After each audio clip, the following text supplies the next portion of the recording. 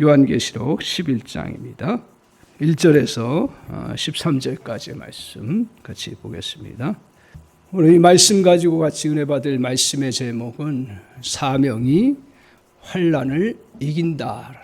사명이 환난을 이긴다 하는 말씀의 제목으로 같이 은혜를 받기를 원합니다. 우리가 세상을 이기며 살 수 있는 그러한 근거, 힘, 바탕, 그것 중에 하나가 사명을 붙잡고 사는 것입니다.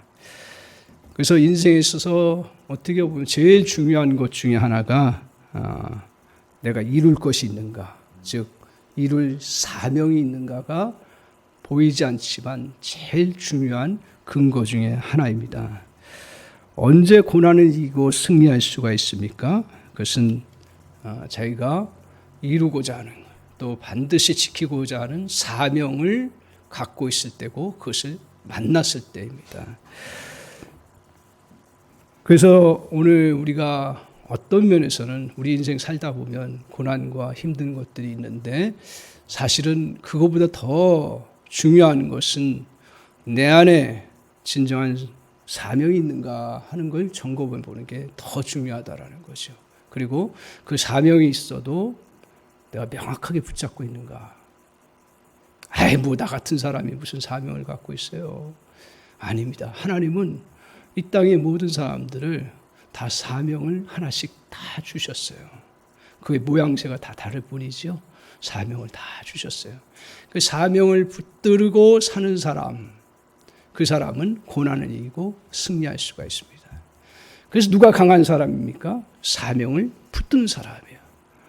누가 어느 가정이 건강한 가정입니까? 그 가정에 사명이 있는 가정이에요. 어느 나라가 부강이고 어느 나라가 정말 큰 나라입니까? 묵시가 있는 백성, 비전이 있는 백성, 곧 사명이 있는 백성이 있는 곳이 그것이 큰 나라예요.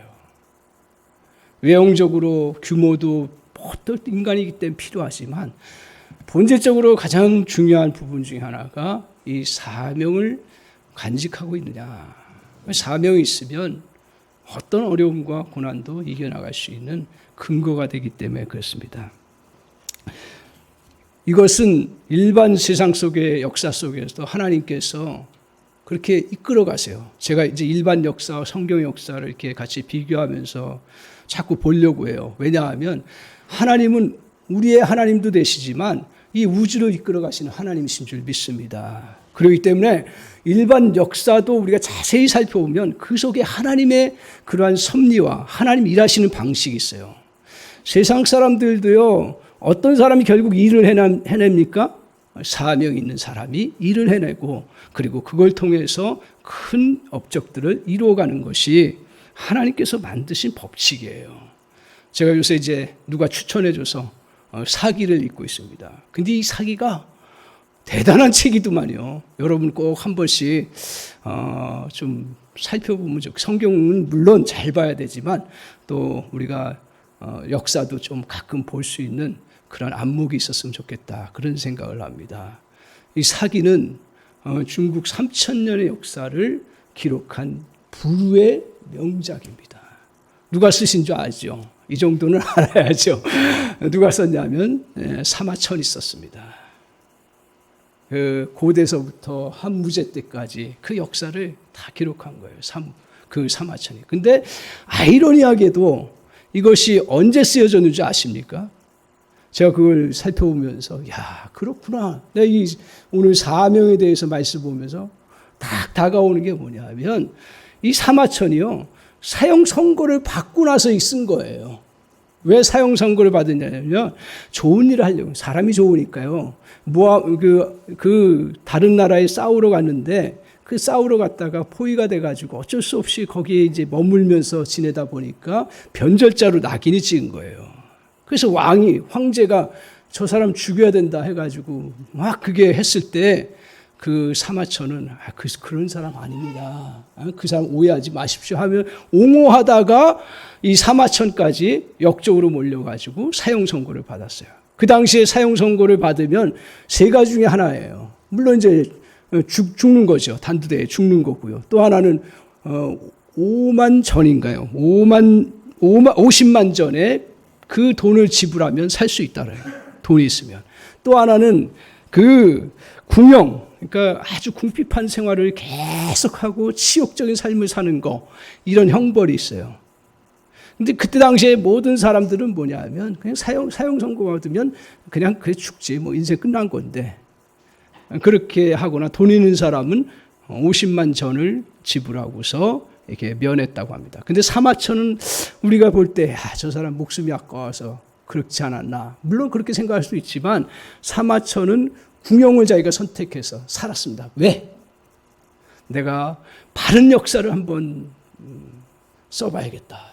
그리고 사람들에게 정말 바른 교훈을 한번 나누어줘 봐야겠다 해서 그가 10여 년 동안 정말 그 궁용받는 상황 속에서 최선을 다해서 썼어요.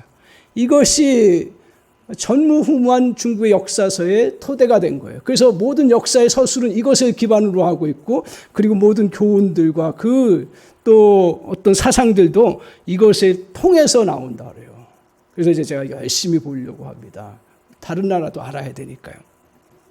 어떻든 이러한 그 사마천이 이렇게 한 인생이 그렇게 정말 위대한 업적을 남기고 그것을 마무리할 수 있었던 건 뭐냐면 사명이더라고요. 그러니까 우리는 뭐가 있어야 일을 이룬다 그러는데, 하나님의 이 땅의 역사도 보면 사명을 가진 자를 통해서 역사를 이루어 가세요. 그런 면에서 오늘 제가 이 11장 이 말씀을 보면서 굉장히 제가 충격을 받은 거예요.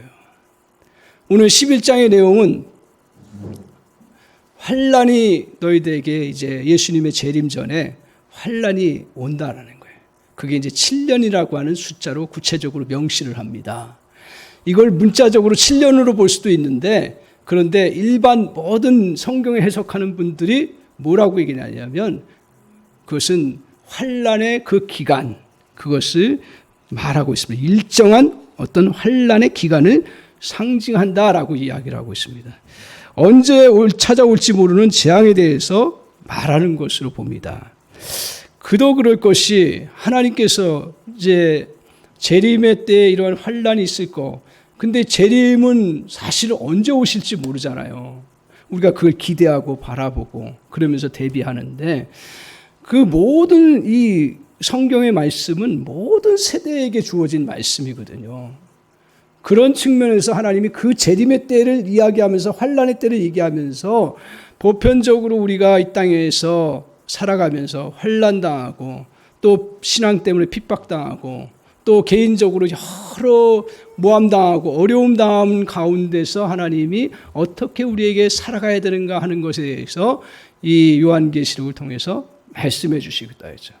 그래서 요한계시록을 볼 때 두렵고 떨림으로 보기도 하지만, 결코 이 요한계시록이 무섭게만 우리에게 심판을 하기 위해서 말씀하시는 것이 아니라, 말세지 말에 우리 성도들이 깨어서 하나님 앞에서 어떻게 우리가 설 수가 있는가 하는 것에 대해서 말씀하고 있고, 그리고 이 환란의 때에 성도들이 믿음으로 어떻게 승리하며 나갈 수 있는가를 보여주시고자 하는 것이 요한계시록의 목적이라는 거예요. 하나님 그렇게 요한을 통해서 이 계시를 보여주신 거죠. 그러니까 요한계시록을 무서워만 하지 마시기 바랍니다. 그렇다고 또 뭐 쉽게 생각할 필요도 없고요.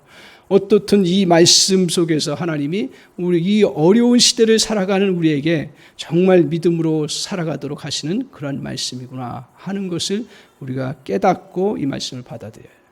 그래서 이때에 이 환란의 그러한 시간들, 개인적으로도 역사적으로도 또 어떤 국가적으로도 또 어떤 공동체적으로 이러한 환란을 당할 때에 누가 그러면 능히 설 수 있습니까? 라고 하는 것이 요한계시록 6장 마지막에 질문하는 내용입니다. 그럴 때 하나님께서 요한을 통해서 보여주시는 것들이 뭐냐 하면, 어떤 사람이 누가 능히 설 수 있는가, 그 7장에 어떤 사람이 능히 설 수 있다고 얘기를 했냐 하면, 하나님의 보호하심 가운데 있는 믿음의 사람들이 넉넉히 이 환란의 때에 이겨나갈 수 있다라고 말씀하셨어요. 이걸 기억하십시오.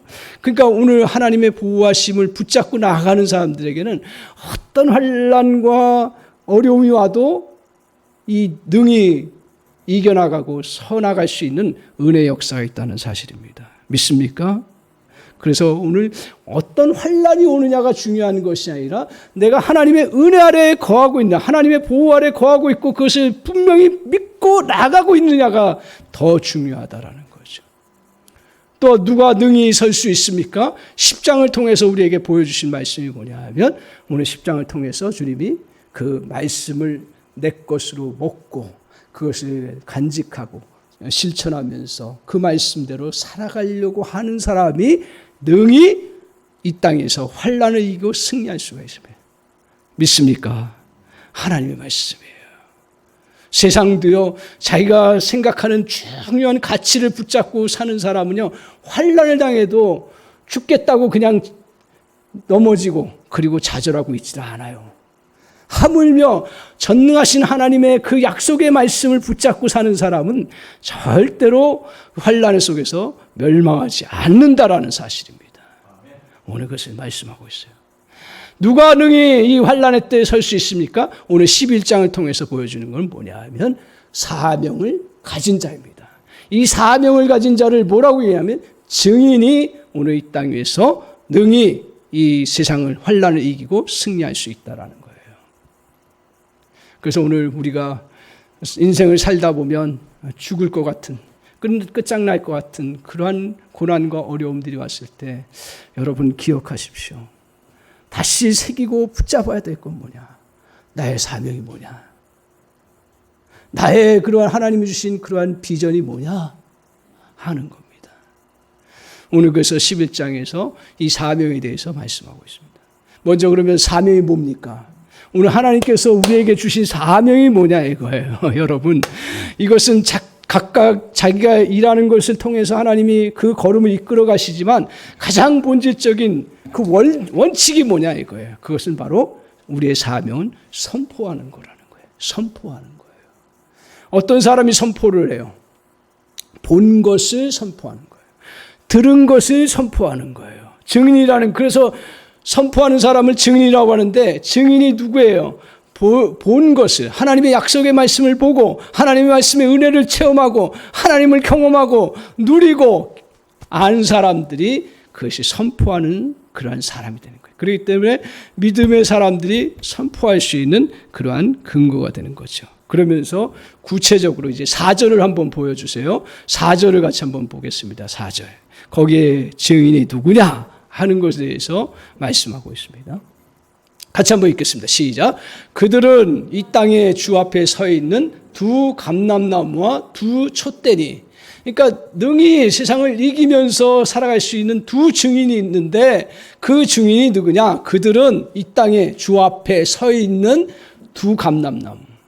나무 아니라는 거 아시겠죠? 그죠? 그러니까 성경을 통해서 문자적으로 해석해야 될 것이 있고 저걸 통해서 하나님 말씀하시려고 하는 게 뭔가를 알아야 되는 거죠. 그리고 두 촛대. 자, 그러면 오늘 선포하는 자 두 증인은 누구냐 하면 두 촛대예요. 자, 촛대는 이미 나왔어요. 우리가 앞에서 요한계시록을 살피면서 1장에서 뭐라 그랬어요? 촛대는 교회라고 했습니다. 촛대는 교회예요. 그러면 두 감람나무는 뭐냐? 두 감람나무는 오늘 감람나무 기름을 통해서 성전을 밝혀요.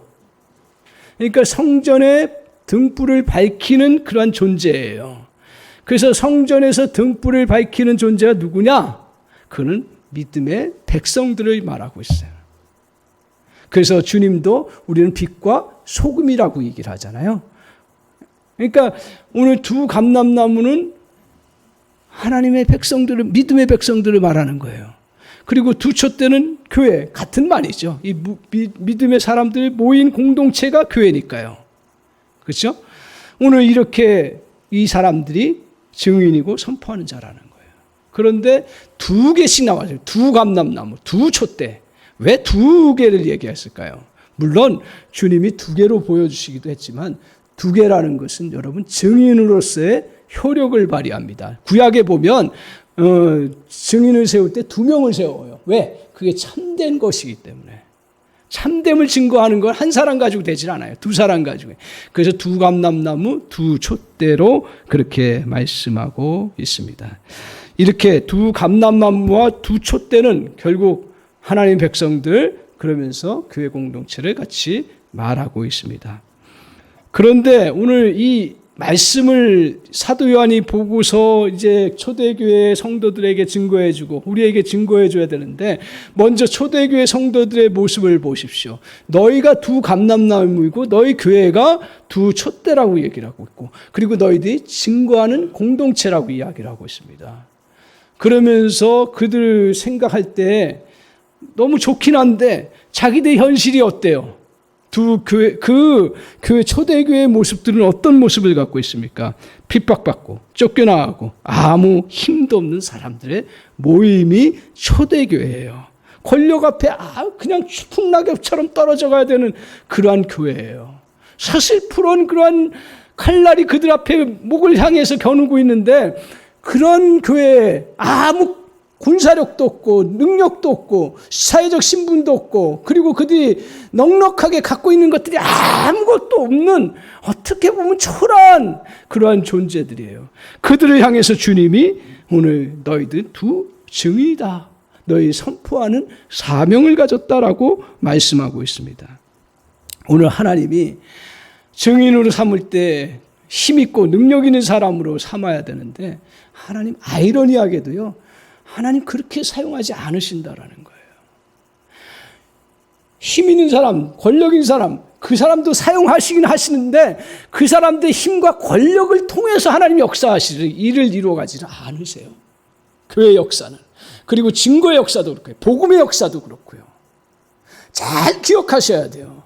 저도 잘 기억해야 되고, 이것은 내가 약한 자, 하나님 앞에 정말 아무것도 내가 능력이 없습니다라고 고백할 수밖에 없는 자들을 통해서 하나님이 역사를 이루어 가신다. 그렇다면 왜 하나님이 이 약한 자들을 통해서 하나님이 역사를 이루어 가십니까? 오늘 그 이유가 뭡니까? 하나님의 무한하심 때문에 그래요. 하나님은요, 여러분이 잘 알다시피 무한하신 분이에요. 전능하신 분이고요. 엄청 모든 것들 다 하실 수 있는 분이신데, 무한대에 1을 곱해보세요. 그럼 뭐가 되죠? 무한대가 되는 거예요. 무한대에 10을 곱하면 몇이 돼요? 무한대가 돼요. 무한대에 1000을 곱하면 뭐가 돼요? 무한대가 돼요. 그러니까 의미가 없는 거예요. 뒤에 곱하는 건. 중요한 건 뭐예요? 1이라는 게 난 중요하다라는 거예요. 그런 존재만 있으면 하나님이 역사를 무한대로 역사해 나가시는 거예요. 그러니까 내가 100을 가졌느니 1000을 가졌느니 10,000을 가졌는지가 중요한 것이 아니라, 왜? 하나님 무한해 하나님. 단지 중요한 건 뭐예요? 하나님 앞에 쓰임받을 수 있는 마음의 준비가 되어 있는 사람. 그런 사람들이 어떤 사람들이에요? 하나님 앞에 정말 겸손한 자이고 하나님 앞에 약한 자라는 거예요. 하나님. 그래서 하나님이 성경의 역사를 보십시오. 강하다고 하는 사람은 절대 안 썼습니다. 물론 대통령도 쓰고 장관도 쓰고 왕도 썼지만 그들이 강하다고 할 때는 절대로 쓰지를 않으셨어요. 여러분도 마찬가지예요. 저도 마찬가지고요. 제가 강하다고 하고 폼 잡고 나갈 때 하나님 사용하지 않으세요. 우리가 장로님이라고 해서 폼 잡고 나갈 때 주님이 그 사람을 통해서 역사를 이루어가지 않으시고요. 내가 장로고 내가 목사고 권사지만 하나님의 은혜가 필요한 사람이고 내가 하나님의 능력을 덧입어야 될 약한 존재입니다. 그래서 사도 바울이 뭐라고 고백을 합니까? 나의 곤고함과 또한 나의 궁핍함과 나의 고난과 나의 어려움들을 내가 기뻐한다고요. 왜? 내가 약할 때 강함 되기 때문에요. 내가 약할 때 하나님이 역사하시기 때문에 그렇다라고 말씀하고 계세요. 그러니까 오늘 우리가 선포하는 일 쉬운 것 같은데 쉽지 않아요. 그러나 하나님이 그 사명을 맡기실 때 누구를 사용하시냐면 우리가 뼈 있는 사람, 아무것도 나는 할 수 없다, 하나님의 은혜가 아니면 할 수 없다라고 고백하는 사람들을 통해서 하나님이 역사를 이루어요. 그래서 사도 요한이 아마 이 환상을 보고 그 성도들 향해서 정말 그 감격 안고 저걸 글로도 썼겠지만 선포하면서 너희들을 향하여서 하나님이 너희들 두 감람나무와 두 촛대로 너희를 사용하시고 역사하실 것이다. 세상을 이끌어가고 세상을 변화시키는 것도 마찬가지라고 저는 믿습니다. 오늘 하나님이 약한 자를 통해서 이 일을 이루어 나가십니다. 그렇다면 그 사명, 그 증거하는, 선포하는 일은 무엇을 포커스를 맞춰야 되는가 하는 부분이요. 그거를 이제 3절을 보십시오. 3절을 같이 한번. 3절에 같이 읽겠습니다. 시작. 내가 나의 두 증인에게 권세를 주리니 그들이 굵은 베옷을 입고 1260일을 예언하리라. 내가 나의 두 증인에게 이제 권세를 주신다 그랬어요. 권세 조금 이따 살펴보기로 하고요. 그들이 뭘 입고요? 베옷을 입고요. 두 가지로 얘기해요. 굵은 베옷을 입었어요. 그리고 또 하나 뭐 했어요? 1260일을 예언한다 그랬어요. 1260일. 1260일은 얼마예요? 3년 6개월이요. 집에서 천천히 계산해 보십시오. 3년 6개월이요. 이 3년 6개월 해가지고 7년이 되는 거예요. 그래서 7년에 대한 환란 속에서 이제 너희들이 뭘 하라고요? 예언하라고요. 예언이라는 게 뭐예요? 하나님 말씀 증거하는 거예요. 성경을 잘 하십시오. 미래의 정치라고 얘기하지 아니하고요. 하나님의 말씀 그대로 증거하는 것이 1260일 동안 해나가는 거예요. 자, 그 전에 뭐예요? 굵은 베옷을 입고, 베옷을 입고 왜 이 증인의 사명을 합니까? 베옷을 입는 건 뭘 말하죠? 성경에서. 그러니까 이 성경을 조금만 생각하고 묵상하면 이 계시록이 그렇게 물론 전문가의 도움이 필요하긴 하지만 그렇게 어렵지 않아요. 그냥 뭐 이상하게 해석하라고 성경이 주신 거 아니에요. 베옷을 입은 건 뭐예요? 다 어떤 때 베옷 입고 해요? 회개하고 자복할 때 베옷을 입잖아요. 애곡하고. 그죠? 그래서 베옷을 입고 나간다는 얘기는 뭐예요? 너희들 통곡하고 자복하고 나가도록 사람들에게 그것을 보여주는 건데 결국 뭐 하라는 거예요? 회개하라는 거죠. 통회하라는 거예요. 자, 회개라는 건 본질적으로 감정적으로만 회개하라는 거예요? 어떤 얘기예요? 회개하라는 것은 내가 하나님을 향해서 나가다가 저 권세가 크고 저 세상의 것들이 큰 그런 인생, 그게 더 크게 보여요. 그러다 보니까 하나님은 뒷전에 두고 저 세상 것들을 쫓아가고 세상의 것들에 그 목매어지는 인생이 바로 이게 하나님을 벗어난 인생이 되는 거예요. 뭐 조금 성경에서 조금 뭐 잘못했다 뭐 그래가지고 그것 때문에 진노한다. 성경은요 잘 보셔야 돼요. 물론 그런 것도 잘 해야 되지만 본질적인 것을 봐야 되는 거예요. 진짜 진노가 임하는 사람이 누구예요? 하나님 버리고 떠나가는 사람에게 진노가 임하는 거죠. 그리고 그게 그 사람이 그 영혼이 핍절한 인생을 살아가니까 돌아오도록 하나님이 베옷을 입고 1260일을 예언하라. 자, 우리가 하나님의 말씀을 증언해요. 드러내요. 선포해요. 그런데 어느 때 하라고요? 1260일이요. 그건 뭐예요? 어려움 당하는 그 모든 기간에 저는 다 포함하고 있다고 그래요. 자, 보세요. 우리가 살 수 있는 건 뭐냐면, 환난의 때에 살 수 있는 건 뭐냐면, 앞에서도 살펴봤지만 하나님의 말씀이에요. 우리가 돈 가지고 사는 것도 아니고요. 사람이 내 주변에 그 나를 도와주는 사람 때문에 살아가는 것도 아니고요. 이 환경이 좋아서 살아가는 것도 아니에요. 그건 필요하지만 그게 본질적인 건 아니에요. 하나님의 말씀이 그 안에 머물도록 하는 거예요. 근데 환난의 때 오직 해야 될 건 뭐예요? 이 말씀을 제가 보면서 깨닫는 건 뭐냐면 어려움 당하고 힘든 사람들에게 유일하게 할 수 있는 건 뭐예요? 물론 어떨 때는 물질도 공급해주고 어떨 때는 또 일도 같이 해주고 어떨 때는 같이 또 연결도 시켜주고 다 하지만 본질적인 건 뭐예요? 하나님의 말씀으로 계속 나누는 거예요. 선포하는 거예요. 다른 거 없어요.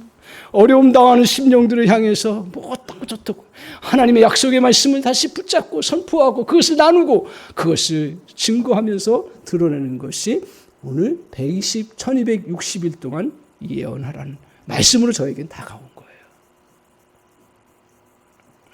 오늘 우리가 세상에 이 땅에 살면서 환난의 때, 어려움의 때, 또 개인적으로, 국가적으로, 또 어떤 단체적으로, 가정적으로 이럴 때 여러분 선포하는 게 뭐야 돼요? 주의 말씀이 돼야 되는 줄 믿습니다.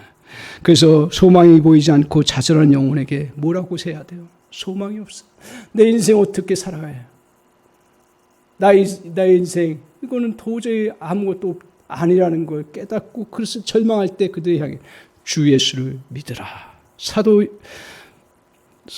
사도 바울이 그 간수에게 이야기한 것처럼 다 끝장난 것 같고 다 없는 그런 사람이 주 예수를 믿으라. 그리하면 너와 내 집이 건짐을 받고 회복되고 다시 설 것이다. 그거예요.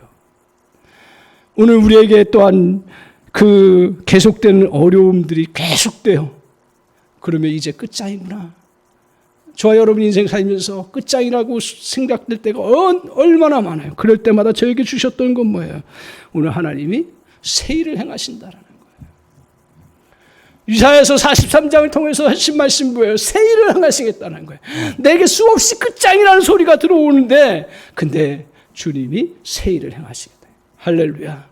저 여러분에게도 마찬가지예요. 수없이 여러분이 이 환난의 때 어려움의 순간들에게 계속 나는 이제 더 이상 할 일이 없고 더 이상 모든 것이 이제 더 기대할 것이 없다고 생각하고 나아갈 때 주님이 말씀하신 게 뭐예요? 새 일을 행하시겠다라는 거예요. 오늘 우리가 살다 보면 이 환난의 때 살다 보면 미래가 없고 소망이 없어요. 그때마다 예레미야 29장 11절에 말씀하신 것처럼 하나님께서 우리에게 주시고자 하는 것은 미래와 희망이라고 말씀하셨어요.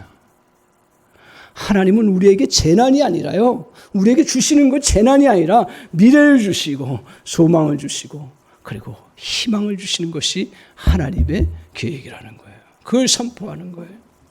오늘 또한 우리에게 인생의 공고함 가운데 정말 고민하는 영혼들을 향해서 하나님은 사랑이시라.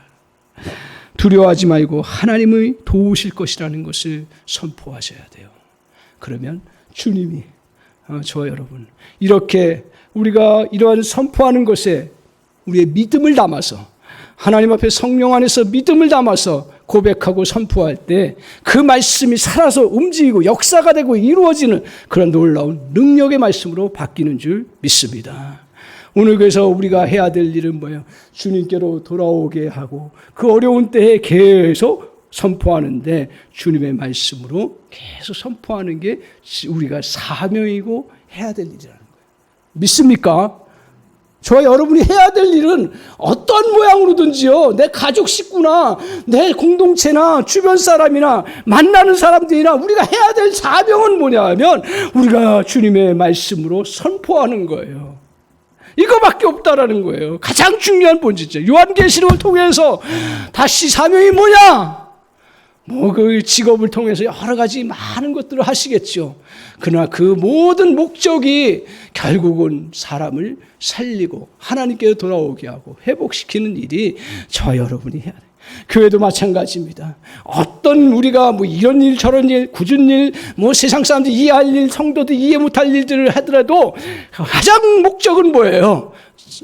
주님 증거하고 말씀 증거하고 그들 정말 그 한탄하는 영혼들을 향해서 위로하고 격려하고 하나님의 말씀으로 그들을 세워주는 것 이것이 증인으로서의 모습이고 선포하는 자의 모습인 줄 믿습니다.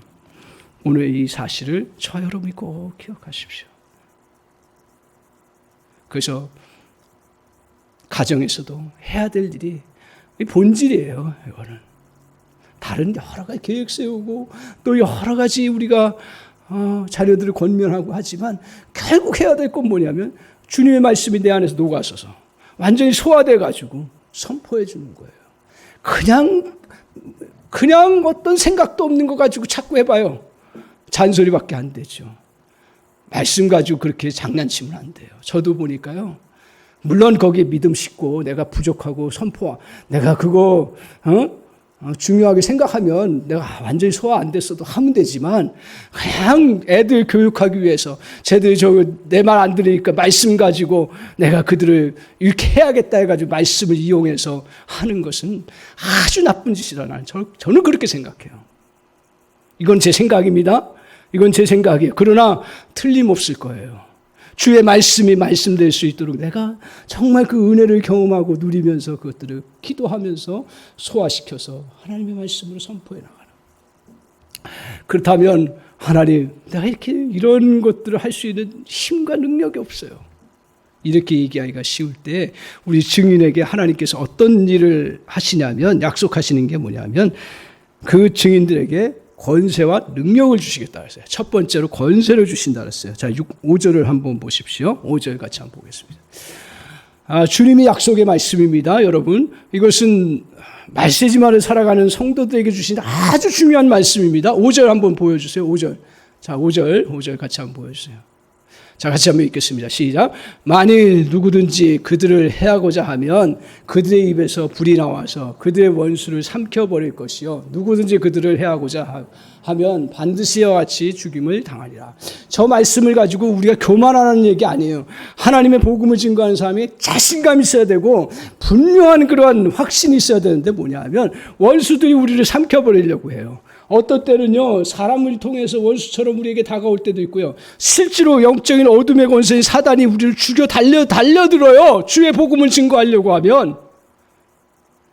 근데 뭐라 그랬어요? 5절에 원수를 나를 삼켜버리려고 할 때 그들을 해하고자 하면 반드시 그와 같이 거꾸로 그들이 죽임을 당하고, 그리고 그들의 입에서 뭐가 나와요? 불이 나온다 그랬어요. 증인들의 입에서 정말 그들을 압도하는 불이 나온다 그랬어요.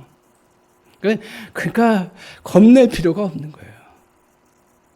내가 주의 말씀을 드러내고 주의 그 능력을, 주님의 그 역사하심을 선포해 나갈 때 도전되어 오는 것들이 얼마나 많은지 몰라요. 불이익이 찾아오고 여러 힘든 일들이 찾아올 때가 있어요. 그리고 갑자기 그런 위협들이 다가와요.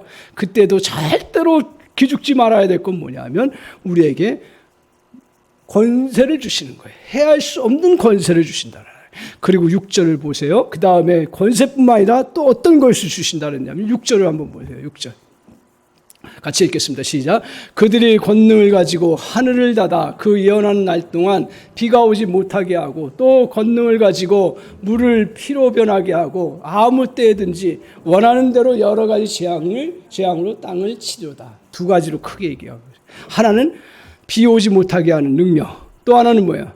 재앙으로 땅을 치는 거예요. 자, 첫 번째로 보십시오. 잘 보십시오. 하늘을 닫아 그 예언하는 날 동안 비가 오지 못하게 했다 그랬어요. 이게 어디에서 일어난 사건이죠? 성도들은, 웬만한 성도들은 다 알아. 그래서 요한계시록은 다 할 수 있는 거예요. 조금 상징적인 것들이 포함되어 있지만 다 알아. 하늘을 닫아서 그 예언하는 날 동안 비가 오지 못하게 한 선지자가 누구죠? 누구예요? 엘리야잖아요. 우리 청년들은 내가 용서를 하겠는데, 우리 나이 드신 분들은 이거 모르면 어떻게, 몰라도 돼요. 하여튼 그래, 엘리야예요. 엘리야가 기도하는 동안 하나님께서 하늘의 문을 닫으시는 그 능력을 주셨잖아요. 그 능력을 지금 이야기하고 있는 거예요. 그러니까 그 누구에게 준다는 거예요? 이 증인에게 저 하늘을 닫고 열 수 있는 능력을 주신다라는 거예요. 두 번째로 물을 피로 변하게 한 사역자가 누구죠? 누구예요? 물을 가지고 피로 변하게 역사를 이루었고, 또 더 나아가서 여러 가지 재앙을 일으켰던 그러한 선지자가, 그 사역자가 누구예요? 모세잖아요. 모세. 그죠? 자, 두 가지 구약의 대표적인 인물을 드는 거예요. 성도들에게 그림 언어를 가지고 너희들에게도 그런 능력이 있다라는 걸 이야기하는 거예요. 오늘 하늘에 그 닫고 여는 것이 오늘 우리에게 주어진 축복이라는 거예요. 권능이라는 거예요. 그렇다고 우리가 교만해가지고 막 그냥 내가 마음대로 하겠다라는 게 아니라, 그런 권세를, 그런 능력을 우리에게 부어주셔서 복음이 증거될 수 있도록 역사를 이루어 가시겠다라는 거죠. 오늘 모세와 같은 재앙을 내리는 그 능력, 힘, 그것까지도 주님이 허락하신다라는. 오늘 우리에게 이렇게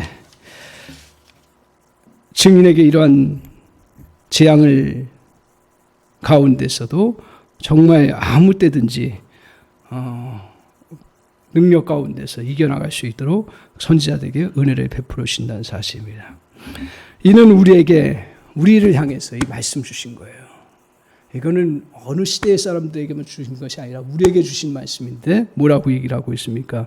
우리를 세상 가운데 보낼 때 그냥 보내지 아니하고 권세를 부여하여 주셨다라고 이야기하고 있습니다. 오늘 그리스도인들이 세상을 향해서 나갈 때 마태복음 16장 18절에 뭐라고 얘기하고 음부의 권세가 너희를 이기지 못한다. 아무리 어둠의 세력들이 우리 향해서 죽일 것 같이 달려들어와도요, 음부의 권세가 이기지 못합니다. 교회가 이런 공동체라는 거예요. 음부의 권세가 저와 여러분 삼킬 수 없다라는 것을 말씀하고 있습니다. 이처럼 우리의 주님께서 권세를 주시고 우리에게 능력을 주셔요. 자, 세상 가운데서도 살다 보면 이 능력의 불꽃을 태우는 사람이 결국은 열정적으로 일을 할 수가 있습니다. 그런데 이 능력의 불이 두 가지로 크게 우리가 대비해서 볼 수가 있습니다. 하나는 뭐냐 하면 성냥불과 같은 그러한 존재. 하나는 등잔불과 같은 존재예요. 우리 그리스도인들은 어떤 존재냐면 등잔불과 같은 존재라는 거예요. 성냥불은 어떻습니까? 불을 탁 켜면 불이 확 타요. 그런데 어때요? 나무를 다 태워요. 등잔불은 어떻습니까? 그 불이 켜지기가 조금 힘들죠. 그런데 계속 타올라요. 뭐 때문에 그래요? 안에 기름 때문에 그래요. 오늘 성냥불은 어때요? 나무를 다 태우는 거예요. 잘 보십시오. 오늘 그래서 주님의 사명을 받은 자는 이런 근거로 보면 지치지 않는다라는 거예요. 육신적으로는 지칠 수 있겠죠. 육신적으로는. 그러나 지치지 않고 내가 끝내지를 않아요. 끝까지 태워요. 왜? 심지에서 계속 기름을 공급받으니까요. 성냥불은 어땠어요? 자기의 재능과 자기의 말주변과 자기의 또한 가지고 있는 돈과 자기의 갖고 있는 권세와 자기의 갖고 있는 직업과 이것들을 다 태워버리면서 자기가 불을 펴요. 그러나 오늘 그리스도인들은 어떤 사람이에요? 우리가 주님이 성령 안에서 부어주시는 기름 부으심의 은혜, 하나님의 역사하심의 은혜, 끊임없이 공급해 주시는 힘의 능력, 그것들을 의지하고 나아가니까 절대로 지치고 피곤하지 않는 거예요. 오늘 저와 여러분이 사명자로 넉넉하게 살아갈 수 있는 이유가 뭐냐면, 담대하게 살아갈 수 있는 이유, 제가 열정이 지치지 않냐고 끝까지 하나님 앞에 설 때까지도 끝까지 갈 수 있는 이유가 뭐냐? 오늘 우리에는 끊임없이 하나님이 공급해 주시는 놀라운 은혜의 역사가 이루어진다라는 거예요. 능력의 공급하심이 있다라는 거예요. 믿습니까? 그렇기 때문에 저와 여러분이 이 사명을 감당하는데 저도 육신적으로는 어떨 때는 나가 떨어지고 어떨 때는 그렇지만, 그러나 다시 진리를 붙잡고 나갈 때 주님이 저 여러분을 통해서 정말 새롭게 역사를 이루어 가시는 은혜를 베풀어 주시는 줄 믿습니다. 오늘 우리에게 주님, 내가 선포할 때 말주변이 없어요. 내가 선포할 때 지식이 부족해요. 그럴 때마다 주님은 반드시 우리에게 증인으로 나갈 때 우리에게 할 말을 주신다 그랬어요. 그리고 우리에게 하나님은 시간을 주셔요.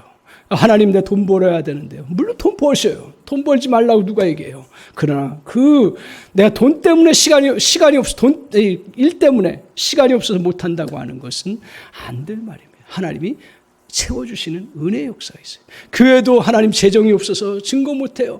교회도 재정이 없어서 전도 못해요. 아니 될 말입니다. 우리가 그 사명 가지고 나아가면 주님이 채워주시고 역사해 주시는 놀라운 은혜의 역사가 있는 거예요. 오늘 이렇게 우리가 주님 앞에서 나아가는 그런 믿음의 자세가 필요합니다. 이제 이렇게 나가다가 어떤 일이 벌어지냐 하면 잠시 패배하는 것처럼 보여져요. 여러분, 그것 때문에 이제 중단하게 되는데요. 오늘 그것을 7절에 보여주세요. 7절에 한번 보십시오. 7절. 같이 한번 읽겠습니다. 저게 우리 삶의 환경을 통해서도 그렇고요. 영적인 도전도 그렇고요. 말세시 말에 실제적으로 저런 현상들이 나타나기도 하고요. 자, 보세요. 7절 같이 한번 읽겠습니다. 시작. 그들이 그 증언을 마칠 때 무저갱으로부터 올라오는 짐승이 그들과 더불어 전쟁을 일으켜 그들을 이기고 그들을 죽일 터인지. 여기서 잘 보세요. 그들이 그 증언을 이제 어느 정도 사명을 다 감당하려고 할 때 무저갱, 뭐라 했어요? 끝이 없는 아주 그 큰 웅덩이 같은, 끝이 없는 웅덩이 같은 곳에서 뭐가 나와요? 짐승. 이거 알겠죠? 뭐 잘 몰라도 어둠의 세력이잖아요. 사단의 세력이잖아요. 그 세력들이 올라와서 어떻게 해요? 전쟁을 일으킨다 그랬어요. 전쟁. 싸움을 일으켜요. 그래서 어떻게 해요? 그들을 누구로 이겨요? 누구로 이겨요? 오늘 증언하는 사람들, 선포하는 증인들을 이겨버리는 거예요. 그리고 그들을 심지어는 죽이기까지 해요. 그래서 이제 어디로 가냐면 그 다음 8절을 보세요. 자, 8절 보세요.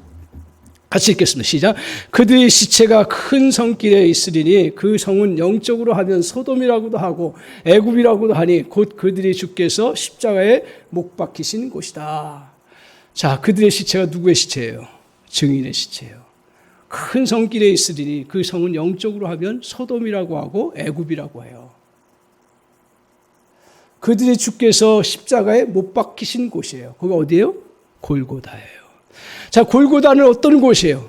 골고다는 죄와 허물과 모든 우리의 저주가 있는 것을 다 주님이 안고 돌아가신 곳이 바로 골고다예요.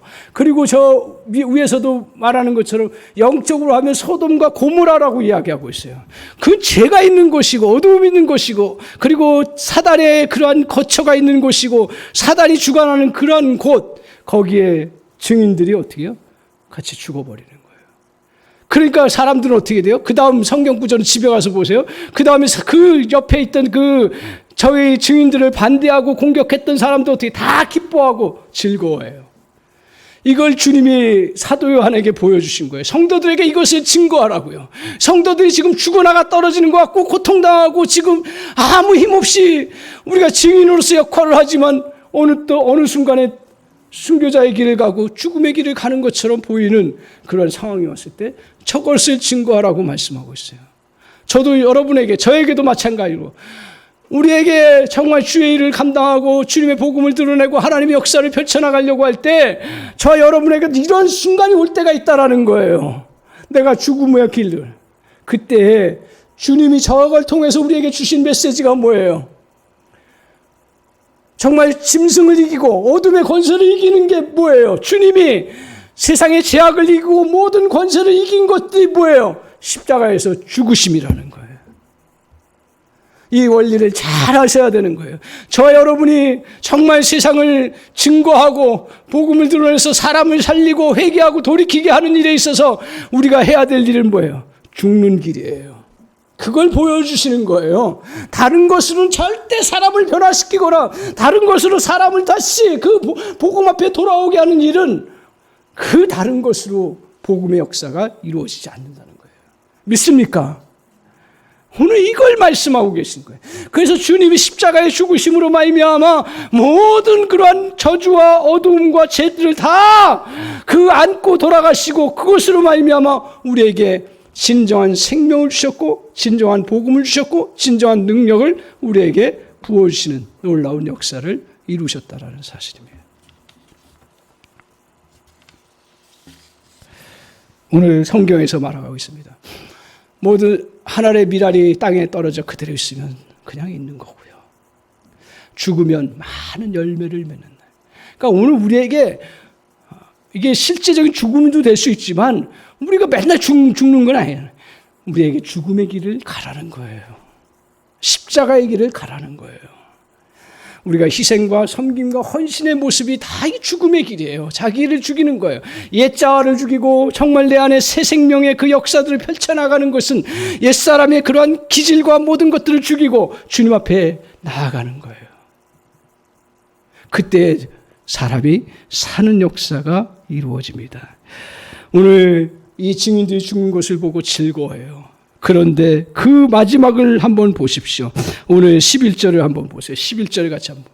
이걸 분명하게 보여주고 있습니다. 11절 같이 한번 보겠습니다. 시작. 3일 반 후에 하나님께로부터 생기가 그들 속에 들어가매 그들이 발로 일어서니 구경하는 자들이 크게 두려워하더라. 그들 속에 뭐가 들어갔어요? 다시 살아는 생명의 생기가 들어간 거예요. 다시 일어났어요. 부활의 은혜의 역사를 이루었어요. 그래서 구경하는 자들이 어떻게 했어요? 오히려 크게 두려워하는 거예요. 이거는 예수님이 십자가에 못 박고 찔른 군사들이 좋았다가 하고 갑자기 그 주님이 다시 부활하시는 그 상황들을 목격하는 가운데서 그들이 두려워하고 놀라는 그런 현상과 똑같은 그런 모습이에요. 저게 어려워요? 안 어려워요. 똑같아요. 오늘 우리를 잠시 사단이 그리고 세상 사람들이 어둠의 영향을 받는 사람들이 우리를 정말 그래 너 죽었어 근데 끝났어 이제 아무것도 못해 라고 조롱하고 할 때 주님이 어떻게 하세요? 다시 생기를 부으셔서 다시 사는 역사를 베풀어 주신다는 거예요. 그래서 여러분은 끝이 없어요. 여러분에게 끝이 없어요. 하나님이 끝이 아니라고 할 때는 끝이 아니에요. 세상 사람들이 아무리 끝이라 해도 우리는 끝이 아닌 거예요. 그래서 오늘 우리가 주님 앞에서 이 증인의 사명을 감당할 때 가장 중요한 부분 중에 하나가 나를 죽이는 거예요. 나를 죽이는 거예요. 오늘 여러분 이제 우리가 증인으로 살아가는 것은 바로 십자가의 길을 가는 것입니다. 우리가 죽을 때 살려주시는 하나님의 은혜를 여러분이 믿습니까? 우리는 상대를 죽이는 것만 배워왔습니다. 매일 죽이는 걸 매스컴을 통해서 세상 가운데서 어쩔 수 없겠죠. 그 구조가 죽이는 거. 그러다 보니까 믿음의 성도들도 저도 그렇고요. 목사인 저도 어떻게 하면 내가 죽지 않고 상대를 어떻게 넘어뜨릴 건가. 야, 근데 다시 복음으로 돌아와야 돼. 다시 복음으로 돌아와서 저와 여러분이 다시 살리는 길, 회복의 길을 이루는 것이 성도의 그러한 자세라는 것입니다. 오늘 우리가 말씀에 따라서 우리가 나아가고 죽을 때에 우리는 다른 사람을 살릴 수가 있습니다. 우리는 아이들을 향해서 우리가 힘으로 자녀를 변화시키고 또 내 능력으로 변화시킬 수 있다는 것을 계속 은연중에 갖고 있어서 힘으로 또 내 능력으로 아이들을 교육해요.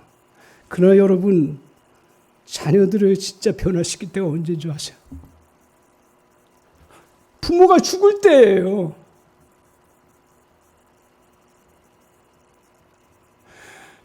남편을 변화시키는 때가 언제예요? 내가 말씀 가운데서 남편을 향해서 죽을 때 남편이 변화가 이루어지는 거예요. 오늘 우리가 세상에 다른 사람 한 영혼을 살리는데 이전의 성도들은 참 제가 물론 문제도 있었겠지만 도전받는 게 한 영혼 구원하기 위해서 기도로 죽고요. 섬김으로 죽고요. 한 영혼 구원하기 위해서 자기 희생과 자기 갖고 있는 것들을 다 내어놓고 헌신하면서 죽는 그러한 과정을 통해서 한 영혼이 살아난 거예요. 그냥 살지 않더라고요. 오늘 꼭 기억하십시오. 우리가 세상의 원리 가운데서는 강한 자가 이기는 것처럼 보이지만 성경을 통해서 우리에게 보여주시는 증인으로서의 삶은 죽는다라는 거예요. 저 여러분이 죽어야 되는 거예요. 모양은 다 달라요. 사람마다 다 달라요. 그러나 본질적으로 죽는 가운데서 정말 그들을 섬기고 헌신해 나갈 때 오늘 살리는 역사가 이루어집니다. 그러면 오늘 우리 주님이 금요일 날은 조롱받고 저주받는 것처럼 보였지만 오늘 주일을 맞이해서 부활의 놀라운 영광으로 모든 사람을 살리는 그 은혜의 역사를 이루는 것처럼 저 여러분에도 그런 은혜의 역사를 이루어 나가시는 놀라운 역사가 있는 줄 믿습니다.